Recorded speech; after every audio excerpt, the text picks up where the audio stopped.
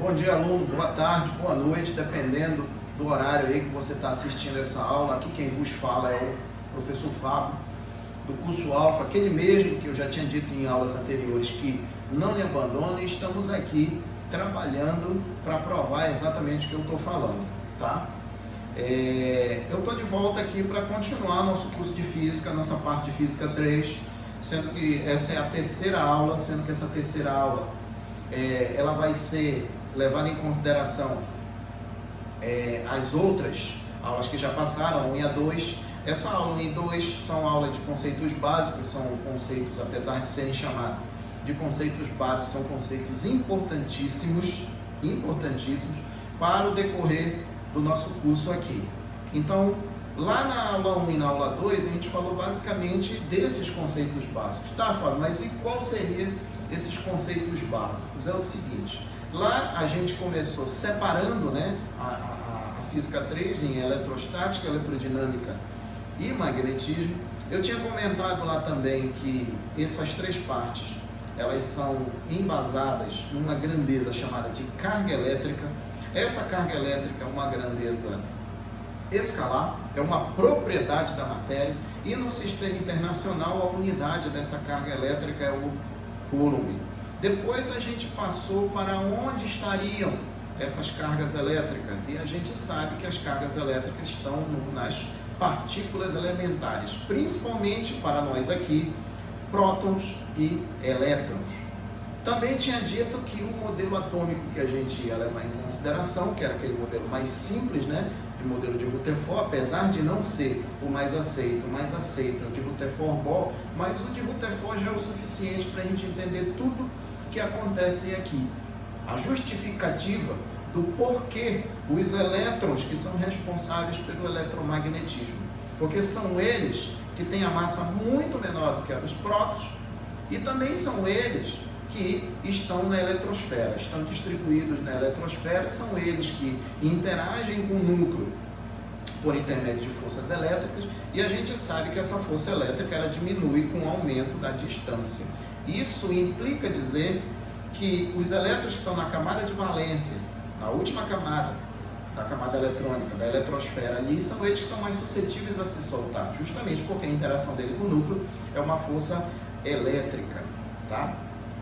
Aí depois disso, a gente falou a respeito da quantização da carga elétrica. Isso significa que a carga ela só pode ser representada por números múltiplos de uma constante.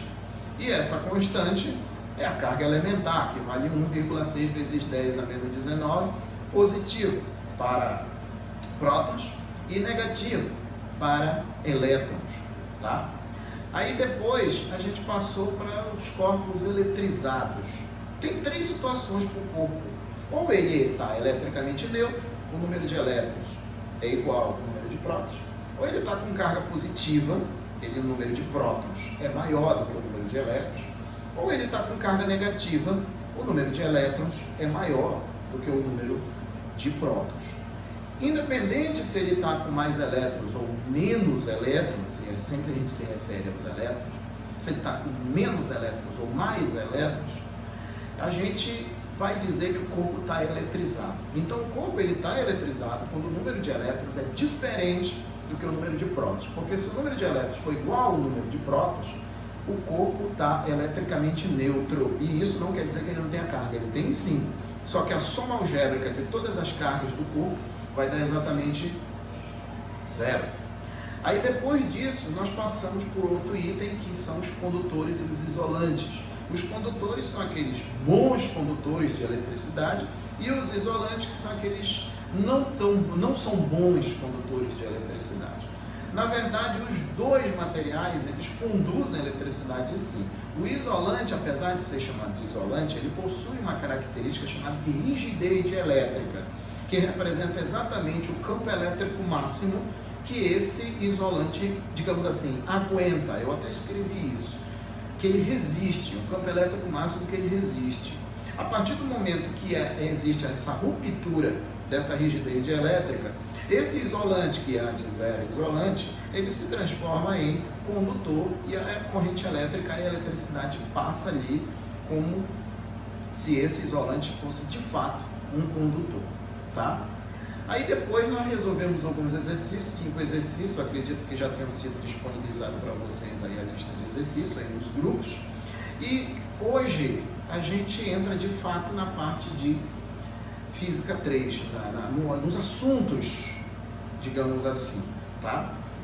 Como eu tinha dito que a eletrostática, a Física 3 se divide em 3 partes, eletrostática, eletrodinâmica e magnetismo, agora a gente se inicia a eletrostática. E o que seria a eletrostática? A eletrostática é a parte da Física 3 que estuda as cargas elétricas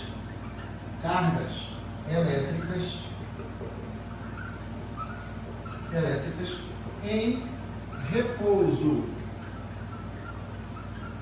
A gente sabe que tanto o repouso quanto o movimento, eles dependem de referenciais, né? No caso, o que a gente tem que entender aqui? Que essas cargas vão estar em repouso uma em relação à outra. É isso que quer dizer isso daí, tá? A eletrostática, ela se divide em alguns assuntos. Eu vou colocar aqui, partes da eletrostática. Partes da eletrostática. A eletrostática tem alguns assuntos aqui que a gente vai levar em consideração. O primeiro assunto aqui, são os processos de eletrização. Os processos de eletrização são basicamente 3. É o processo de eletrização por atrito, processo de eletrização por contato e o processo de eletrização por indução eletrostática. Basicamente são esses 3 processos de eletrização. Existem mais processos de eletrização, mas para nós aqui a nível de ensino médio, nível de edital, prova, essas coisas, o que interessa são somente esses 3. Depois dos processos de eletrização, eu tenho um outro assunto chamado aqui de força elétrica. Força elétrica, também chamada de lei de Coulomb, que se preocupa exatamente com a interação entre cargas elétricas multiformes. No século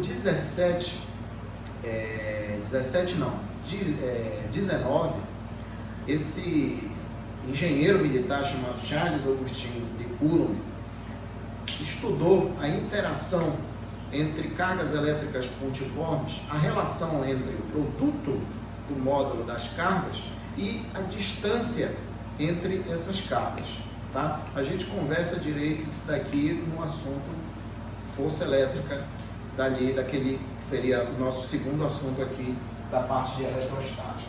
Depois disso, eu tenho um outro assunto chamado de campo elétrico. Campo elétrico. Depois disso, eu tenho outro assunto chamado de potencial elétrico. E por último, e não menos importante, eu tenho os condutores em equilíbrio eletrostático.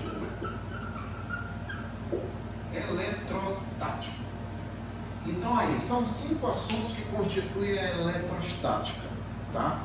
Então eu tenho os processos de eletrização, a força elétrica, o campo elétrico, potencial elétrico e os condutores em equilíbrio eletrostático. Eu costumo chamar esses assuntos como se cada assunto desse fosse um elo de corrente. A corrente, ela só tem alguma serventia para nós se essa corrente tiver os elos presos uns nos outros ali. O que eu quero dizer com isso? Que a gente só consegue entender mesmo de fato, quando chegar lá na eletrodinâmica, se eu conseguir entender processo de eletrização, depois força elétrica, campo elétrico, potencial elétrico e condutores em equilíbrio eletrostático. Principalmente esses 3 aqui no meio: força elétrica, campo elétrico e potencial elétrico. Esses 3 assuntos, essas 3 grandezas, elas são de suma importância para o entendimento do movimento ordenado de cargas elétricas, ou seja, da corrente elétrica. Não é simplesmente, como eu já escutei aí, essa é tranquilo. Não, você tem que entender a física da corrente elétrica. Não é só decorar ΔQ sobre ΔT. Isso até o meu filho de 12 anos sabe. O que o cara tem que enfiar na cabeça dele, o cara que está tentando estudar isso, principalmente quem não gosta da física, é tentar entender a correlação dessas grandezas, de modo que no final das contas, todas essas grandezas trabalhando em conjunto, eu tenha como resultado o movimento ordenado de cargas elétricas. Porque é aquilo que eu falei lá no início, vamos supor que eu tenho um material condutor aqui. Esse material condutor, ele tem muitos elétrons livres, ele tem uma névoa de elétrons livres, ou seja, ele é um excelente condutor de eletricidade. Se eu submeter esse material a uma diferença de potencial, ou seja, eu tenho potencial elétrico, numa extremidade eu tenho potencial, na outra extremidade eu também tenho um potencial. Se eu tenho potenciais diferentes, eu tenho uma diferença de potencial. Essa diferença de potencial, ela só existe porque aqui no meio aqui desse material, no interior desse material, vai ser estabelecido um campo elétrico. Esse campo elétrico me gera uma força elétrica. Quem gera a força elétrica é o campo elétrico. Essa força elétrica vai me realizar um trabalho em cima dos portadores de carga. Quem que são meus portadores de carga? Quem são meus portadores de carga? São os elétrons livres. São os elétrons livres. A gente tem que amarrar todas as aulas, senão a gente perde o fio da meada. São os elétrons livres. Quando essa força realiza um trabalho em cima desses portadores de carga, que são os elétrons livres, eles começam a se mover de maneira ordenada. Não tão ordenada assim, não é bem o que está escrito nesses livros de ensino médio, não. Não é tão ordenada, não é igual uma tropa do exército marchando, todo mundo coberto, alinhado, bonitinho. Não é bem assim, não. Mas elas têm um movimento preferencial. Esse movimento preferencial só existe por causa da força elétrica que foi gerada pelo campo elétrico. E a esse movimento ordenado de cargas elétricas, a gente dá um nome de corrente elétrica. Ou seja, o que eu estou querendo chamar a atenção aqui agora?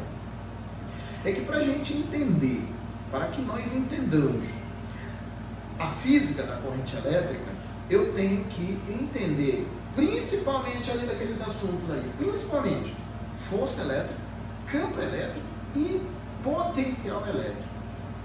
De posse desses assuntos, eu tenho certeza que a gente não vai ter problema para entender a física da corrente elétrica e, mais do que isso, o campo magnético gerado por essa corrente elétrica. Ou seja, é tudo preso um no outro. É como se fosse uma corrente com esses elos. Cada elo é um assunto.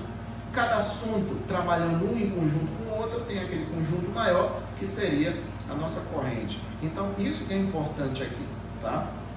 Então, para a gente começar de fato a eletrostática, a gente precisa de regras, né? Digamos assim, como se fosse um regulamento, né? Aqui a gente não chama regulamento nem de regras, aqui a gente chama de princípios, chamado de princípios da eletrostática. Então eu vou colocar assim, vou colocar aqui, princípios da eletrostática.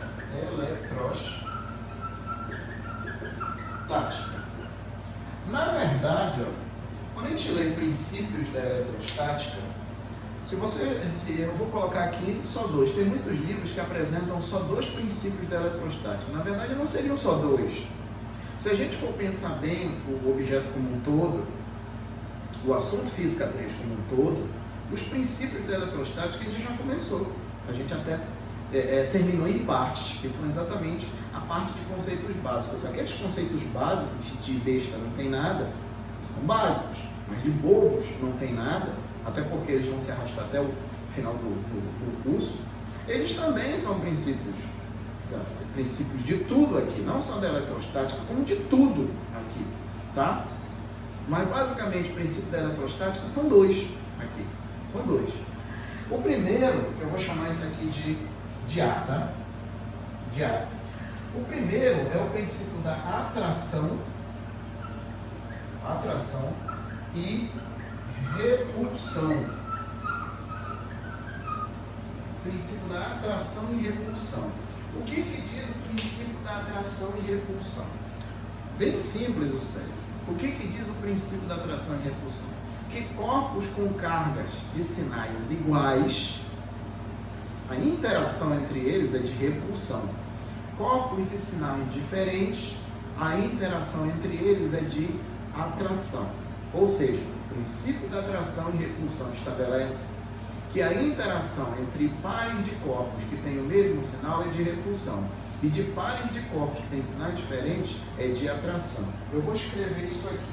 Então, quando eu tenho uma carga positiva com uma carga positiva, a interação aqui vai ser de repulsão, porque os sinais são iguais. Então, eu tenho aqui, ó, a interação de repulsão. Aqui nessa carga aqui, da direita, eu vou ter uma força F. Aqui na carga da esquerda, eu vou ter uma força menos F. Se eu tiver uma carga aqui negativa agora, com outra carga negativa, são cargas de mesmo sinal. Então, é repulsão também. Então, eu vou ter uma força para a direita, uma força F, e uma força para a esquerda, que seria menos F. Ou seja, nessas duas situações aqui, eu tenho uma interação de repulsão.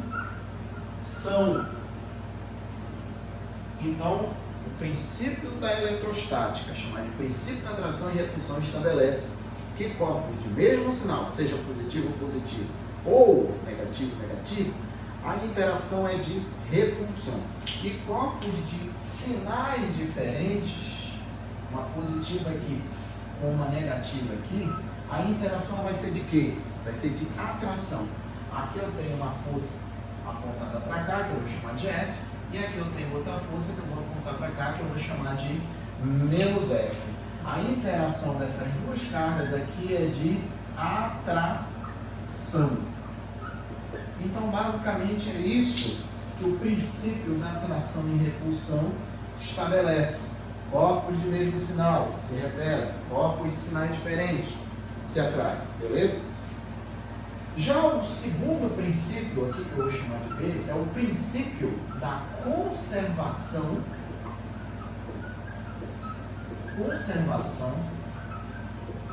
das cargas elétricas. Olha só, princípio da conservação das cargas elétricas. Olha só, aqui na física nós temos os princípios de conservação, que são necessariamente três. Eu tenho o princípio da conservação de energia, eu tenho o princípio da conservação da quantidade de movimento, seja linear ou angular, e eu tenho o princípio da conservação das cargas elétricas. Isso significa que a carga elétrica, independente do que aconteça no meu sistema de cargas aqui, a carga não vai ser destruída e muito menos vai ser fabricada. Não vai existir, não vai ter carga sendo tirada da cartola, não vai ter carga sendo tirada numa fenda do tempo, ou simplesmente também não vai ter uma carga sendo destruída. É isso que não vai existir aqui, tá? Então, o princípio da conservação das cargas elétricas diz que num sistema eletricamente isolado, a quantidade de carga antes vai ser exatamente a quantidade de carga depois. Isso levando em consideração que é um sistema eletricamente isolado. O que a gente entende por um sistema eletricamente isolado? O sistema eletricamente isolado vai ser de fato isolado quando as trocas de cargas elétricas é exclusiva entre as cargas, entre os corpos que constituem o meu sistema. Ou seja, essas cargas, esses corpos que constituem o meu sistema não vão trocar cargas com o meio exterior, só vão trocar cargas entre elas, tá? Então, o que acontece? O que acontece aqui? Eu vou supor, eu vou colocar aqui como um exemplo, tá? Vou colocar aqui como um exemplo, para a gente tentar entender isso aqui. Exemplo. Eu vou supor que eu tenha dois corpos aqui. Eu tenho aqui um corpo A, que está com uma carga QA, e eu tenho um corpo B, que está com uma carga QB. Eu não sei quanto é que vale QA e QB, também não interessa.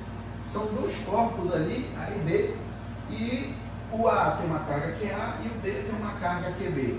eles vão passar por algum tipo de processo aí de trocas de carga, algum tipo de processo de eletrização qualquer aí, que a gente ainda não estudou isso aí, mas a gente vai estudar direitinho aí quem são esses processos. Mas eles vão passar por um determinado processo de eletrização.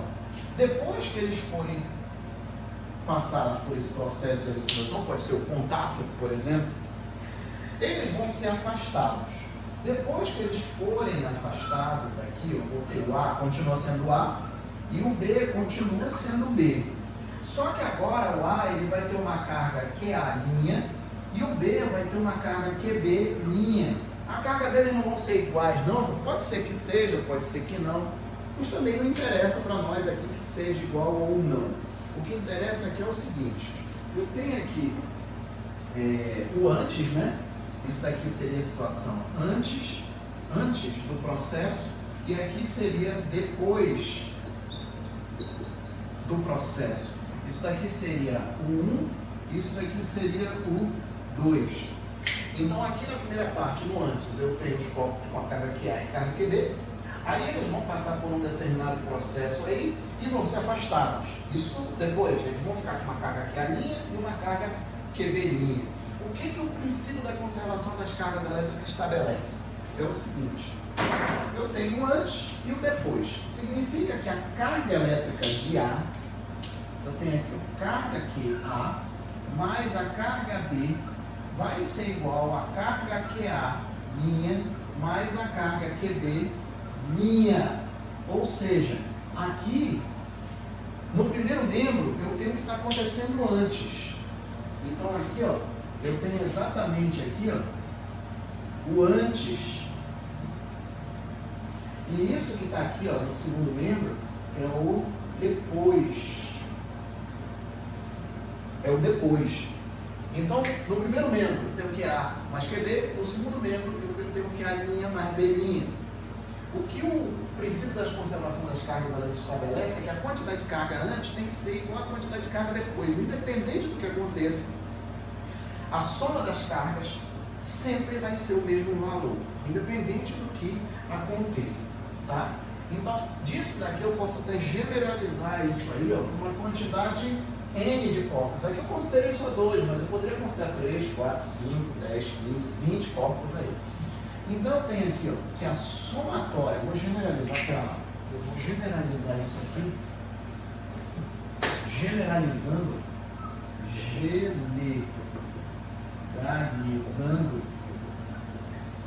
para N corpos do sistema. Generalizando para N corpos do sistema. Então, o que acontece? Generalizando aqui, se fosse mais corpos, 3, 4, 5, 10, eu tenho que a somatória das quantidades de carga antes é exatamente igual, vai ser exatamente igual à somatória das cargas depois. Aqui. Então, a soma das cargas antes é exatamente igual à soma das cargas depois. Lembrando que essa soma aqui, ó, vou até escrever isso, isso é importante. Essa somatória é algébrica. Ou seja, leva-se em consideração os sinais das cargas elétricas. Como assim leva em consideração os sinais das cargas elétricas? É porque é o seguinte: esses corpos que estão envolvidos, pode ser que um seja positivo ou negativo. Se ele for negativo, eu pego o sinal e levo junto. Não é só pegar o valor e colocar aqui e sair somando, não. Essa somatória aqui, esse símbolo aqui, que a gente sabe que na matemática simboliza somatória, mas o nome dele não é uma somatória, isso é uma letra grega, isso é um sigma maiúsculo. e aqui representa para nós uma somatória, essa somatória aqui é uma somatória algébrica, tá? A somatória algébrica, portanto, a gente leva em consideração os sinais ali, tá? A gente vai levar em consideração os sinais. Então, o que acontece? Princípios da eletrostática são basicamente dois, né? São dois. Tem o princípio da atração e repulsão e o princípio da conservação das cargas em movimento. Então, o que acontece? Recapitulando tudo aqui, a gente entrou de fato na eletrostática. A eletrostática é a parte da física que estuda as cargas que estão em repouso. Essa eletrostática se divide em 5 partes. Basicamente, tem 5 assuntos aqui que a gente vai estudar. Tem processo de eletrização, força elétrica, campo elétrico, potencial elétrico e condutores em equilíbrio eletrostático. Mas, como todo assunto tem suas regras, tem suas determinações, aqui a gente não chama disso, a gente chama de princípios, né? Eu tenho os princípios da eletrostática, que o primeiro é o da atração e repulsão. O que diz aqui o princípio da atração e repulsão? Que corpos de mesmo sinal, positivo, positivo, negativo, negativo, a interação é de repulsão. Se eu tenho corpos de sinais diferentes, ou seja, positivo e negativo, a interação é de atração. É isso que o princípio da atração e repulsão estabelece. O segundo é o princípio da conservação das cargas elétricas, ou seja, o que no português claro quer dizer o princípio das conservações da carga elétrica.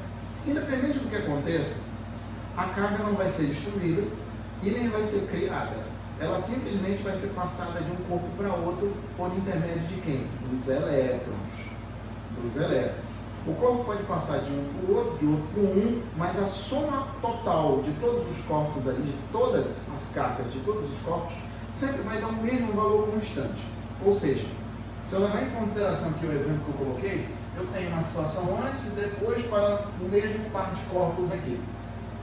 Na situação antes, eu tenho um corpo com a carga QA e um corpo com a carga QB. Depois, quando eles já passaram por um determinado processo de eletrização, eles vão ficar com uma carga QA' e QB'. Eu não sei quanto é que vale QA' e muito menos QB'. A única certeza que a gente tem aqui é que se eu tiver QA com mais QB, sempre vai ser igual a QA' mais QB', que é isso que está aqui em cima. O QA' mais o QB', que é o antes, vai ser igual ao QA' mais QB', que vai ser a situação depois. Se eu quiser generalizar isso para um sistema com N corpos, ou seja, com mais de 2, aqui eu considerei 2, mas podia 3, 4, 5, 10 corpos aí. Eu posso generalizar isso daí. Eu tenho então que a somatória das cargas antes vai ser igual à somatória das cargas depois. E não esquecendo que essa soma é uma soma algébrica. Isso quer dizer que eu tenho que levar em consideração os sinais. Eu tenho que levar os sinais para a conta que eu vou fazer. Se a carga for negativa, eu vou ter que levar esse sinal de menos também. Mas Fábio, mas eu ainda não consegui entender esse princípio da conservação da carga elétrica. Eu já li isso no livro, eu estou escutando tu falar, mas eu ainda não entendi. É o seguinte, vamos supor que eu tenho uma sala. Nessa sala tem algumas pessoas ali. Tem algumas pessoas. Aí o que acontece? Nessa sala tem algumas pessoas e cada pessoa dessa tem um certo trocado no bolso. R$30, R$10, R$20, algumas moedinhas. Eu tenho R$10 aqui. Eu tenho 10 contas aqui no meu bolso. E eu faço parte dessa sala. Vamos supor que todos esses trocados, todos esses coros de rabo, de todas essas pessoas que estão nessa sala, inclusive os R$10 que eu tenho, se eu somar tudo, dê R$10, dê R$1.000. Pegou o dinheiro meu, do aluno A, do aluno B, do aluno C, de todos os alunos ali, e junto com o meu e R$10, deu R$1.000. Se eu pegar esses meus R$10 e dar para qualquer um desses alunos que está na sala, e vamos considerar que a sala seja o nosso sistema, né? Nosso sistema, a gente não vai dar dinheiro para ninguém que está do lado de fora, a gente só vai trocar dinheiro entre nós ali. Se eu pegar esses meus R$10 e der para qualquer um dos alunos, eu pergunto, a nossa sala vai deixar de ter R$1.000? Não, né? Vai continuar sendo R$1.000. Independente se eu dê meu dinheiro para o aluno ou o aluno me dê, ou eu e os outros alunos joguem o dinheiro todo no chão, dentro da sala vai continuar tendo R$1.000. Independente de quem está recebendo ou cedendo dinheiro, vai continuar sendo R$1.000. Independente do que aconteça, vai continuar sendo o mesmo valor. Então é essa que é a ideia para o princípio de conservação da carga. No caso, no exemplo que eu dei, é dinheiro, mas no exemplo aqui, na parte de conservação de carga, é carga elétrica. A quantidade de carga vai ser sempre um valor constante no meu sistema. E quando a gente fala em sistema, aqui é sistema eletricamente isolado, né? Tem outros assuntos também que a gente se refere a sistema. Existe o sistema termicamente isolado. Da mesma forma que aqui eu tenho um sistema eletricamente isolado, onde as trocas de carga é exclusiva entre os corpos que constituem o meu sistema, eu também tenho, por exemplo, o sistema termicamente isolado, onde as trocas de calor é exclusiva entre os corpos que constituem o meu sistema. Mas o que isso tem a ver com a parte de calor, troca de calor? Se você for ver bem, a ideia é a mesma. Se você for ver, a ideia é a mesma.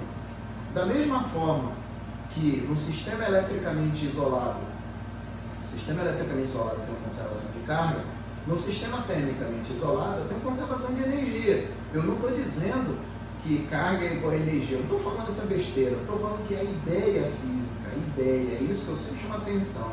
O cara tem que pegar a ideia dos acontecimentos. Essa ideia a gente consegue arrastar para outros assuntos, de modo que a gente consiga entender esse assunto, usando ideias de assuntos que a gente já estudou.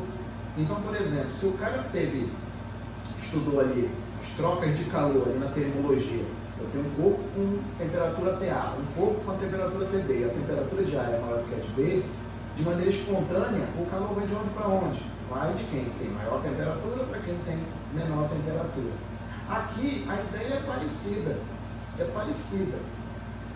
As cargas elétricas vão migrar de um corpo para outro, vão migrar de onde tem mais elétrons para quem tem menos elétrons, levando em consideração aquela diferença que a gente comentou lá na primeira aula, de prótons e elétrons. Quem tiver mais elétrons, quem que se move? Os elétrons. Então são os elétrons que vão passar de um corpo para o outro. Da mesma forma que eu tenho os elétrons passando de um corpo para o outro, eu tenho o calor, que é uma forma de energia em trânsito, que só vai existir devido à diferença de temperatura, passando de um corpo para o outro, que só vai existir essa passagem de energia, essa passagem de calor de um corpo para outro, se tiver diferença de temperatura. Da mesma forma que só vai ter carga elétrica passando de um corpo para outro, se eu tiver diferença de potencial. Então a ideia é praticamente idêntica.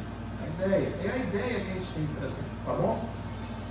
Era isso que eu tinha aqui nesse vídeo para trazer para vocês, princípios da eletrostática. Não esquecendo, princípios da eletrostática são dois, da atração e repulsão, e da conservação da quantidade de carga elétrica. E lembrando que você precisa continuar estudando, revise o que foi estudado, refaça as questões que já foram feitas. Vai ser disponibilizado também outra lista de exercícios do próximo assunto que eu vou entrar aqui, que vai ser os processos de eletrização, que já vou seguir essa cronologia aqui: processo de eletrização, força elétrica, campo elétrico, potência elétrica e condutores em equilíbrio eletrostático. É essa sequência que eu vou seguir aqui nos vídeos e é a sequência que eu vou seguir também na sala de aula. No mais, para os nossos alunos aí, continue perseverante. Não esqueça que o aluno alfa é diferenciado, ele tem uma força a mais, é por isso que normalmente ele vê o nome dele na lista de aprovados no final do ano. E continuando estudando, vamos continuar estudando, porque é assim que a gente vai conseguir alcançar os nossos objetivos, tá bom?